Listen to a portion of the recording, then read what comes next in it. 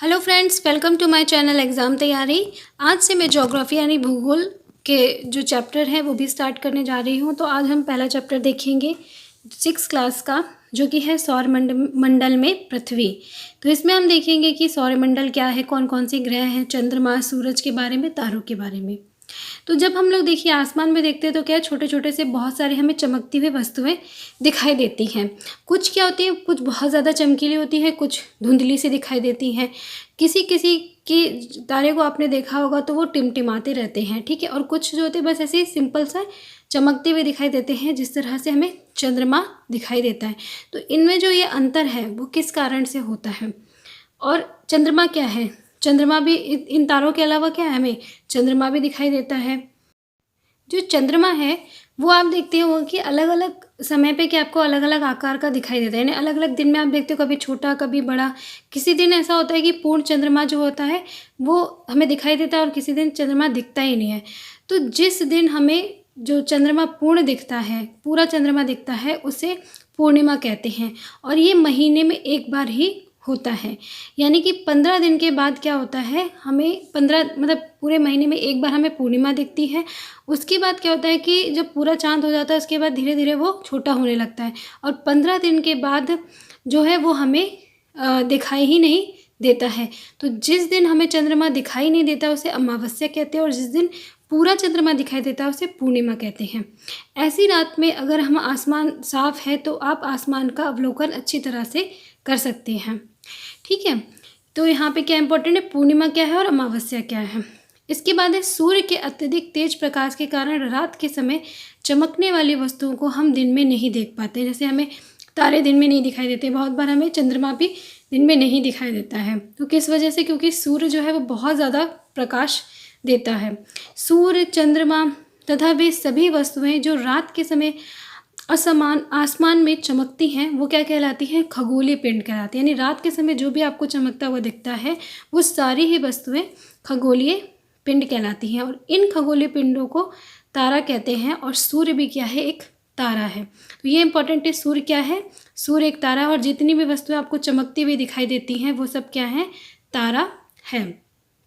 अब जब आप लोग देखिए आसमान में देखते तो हमें बहुत सारे कहीं कहीं पे क्या है, तारों के समूह भी दिखाई देते हैं, जो कि अलग अलग आकृति के होते हैं, यानी अलग अलग शेप बनाए हुए होते हैं।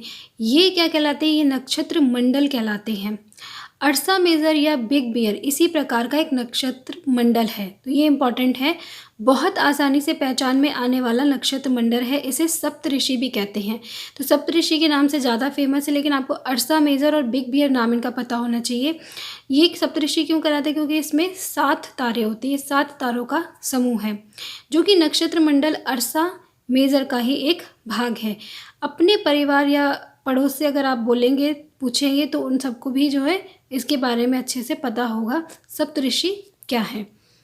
अब पहले ज़माने में क्या होता था कि पहले जो लोग दिशा का निर्धारण करते थे वो तारों की दिशा को देख के करते थे। कैसे करते थे कि उत्तरी तारा उत्तर दिशा को बताता है, और इसे ध्रुव तारा भी कहा जाता है। यानी उत्तर दिशा को बताने वाला एक तारा है जो कि ध्रुव तारा है, इसे उत्तरी तारा भी कहा जाता है।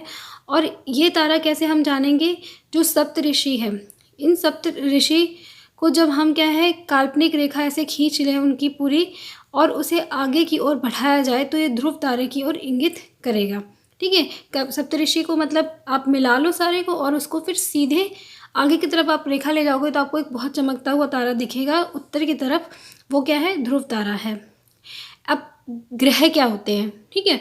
तो कुछ खगोलीय पिंड में अपना प्रकाश एवं ऊष्मा नहीं होती है, जैसे ये तारे हो गए या सूर्य हो गए, इनकी तो अपनी प्रकाश था, लेकिन कुछ खगोलीय पिंड में अपना प्रकाश या ऊष्मा नहीं होती, और वे तारों के प्रकाश से प्रकाशित होते हैं।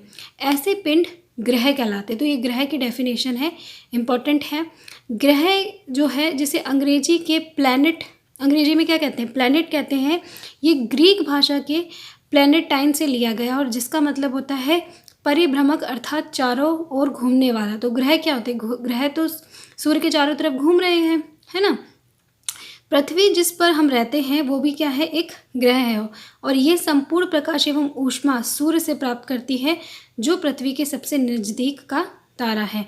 तो ये इंपॉर्टेंट है कि पृथ्वी के सबसे पास का तारा कौन सा है, सूर्य है।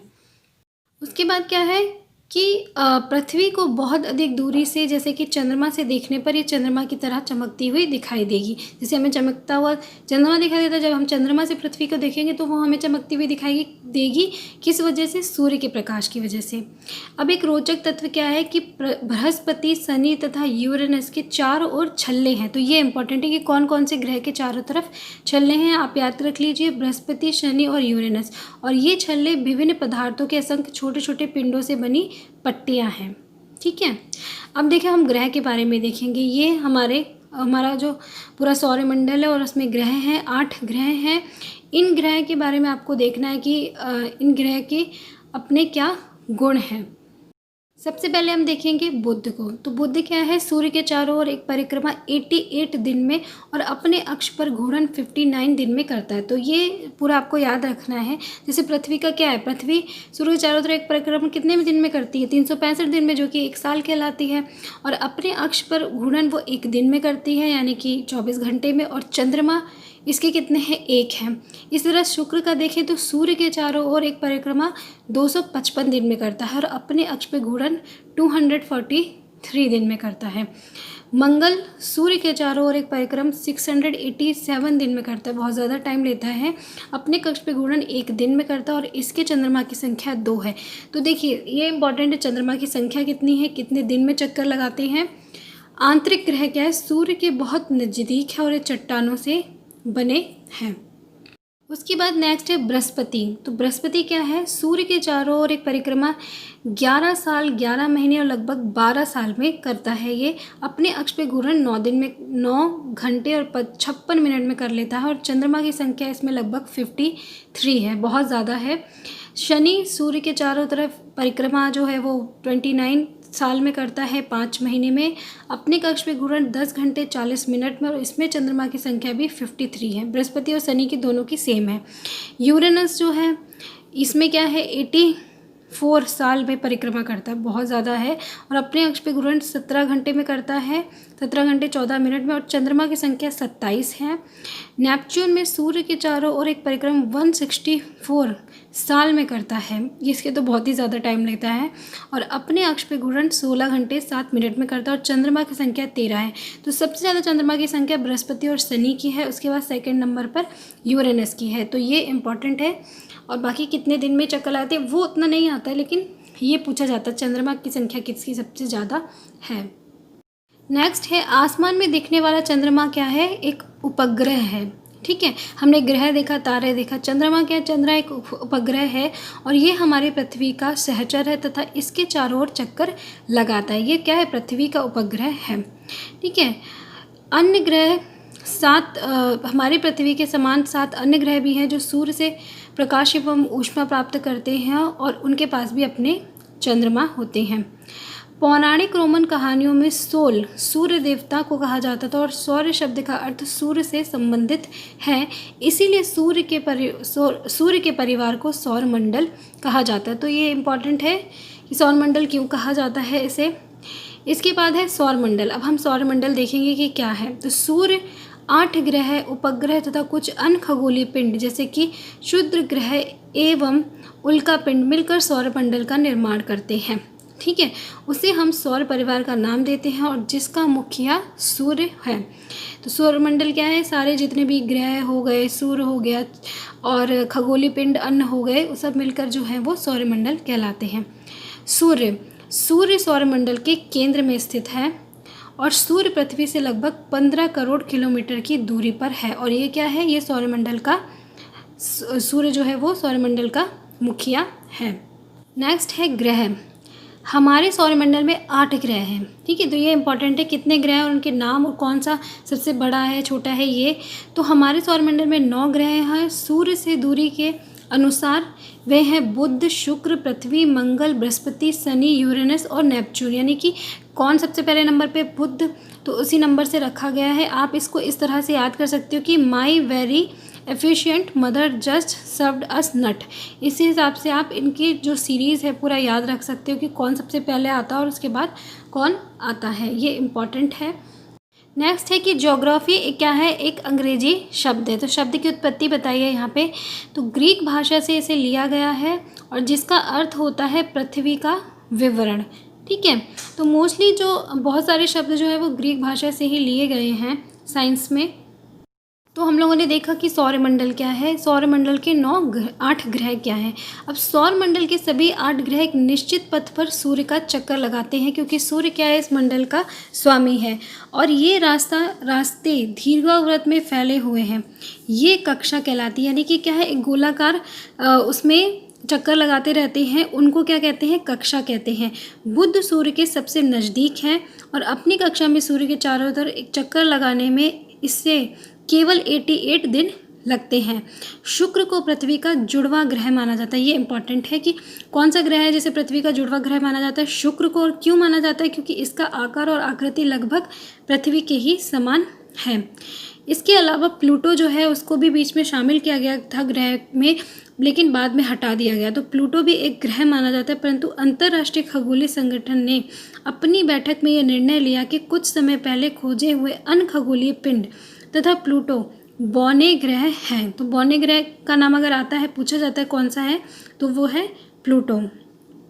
इसके अलावा क्या है, खगोलीय पिंडों एवं उनकी गति के संबंध में अध्ययन करने वालों को खगोल शास्त्री कहते हैं, और उसमें आर्यभट्ट का नाम बहुत ज़्यादा फेमस है। आर्यभट्ट प्राचीन भारत के प्रसिद्ध खगोल शास्त्री थे।